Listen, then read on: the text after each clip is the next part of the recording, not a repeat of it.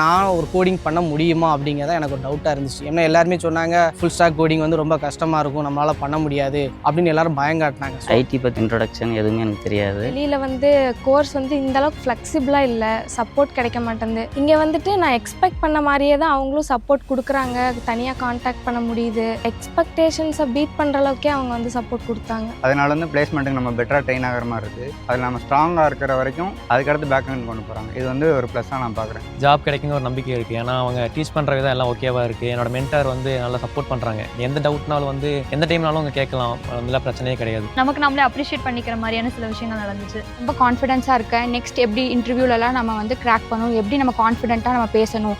எடுத்ததில் ரொம்ப ஹாப்பியாக இருக்கேன். என்னை நல்லா கைட் பண்ணாங்க. நம்ம ஒரு பெரிய டாப் இன்ஸ்டியூட்ஸில் நான் எந்த அளவுக்கு கைட் பண்ணாங்களோ அந்த அளவுக்கு இருந்து நான் எதிர்பார்க்கவே இல்லை. நல்லா கைட் பண்ணாங்க.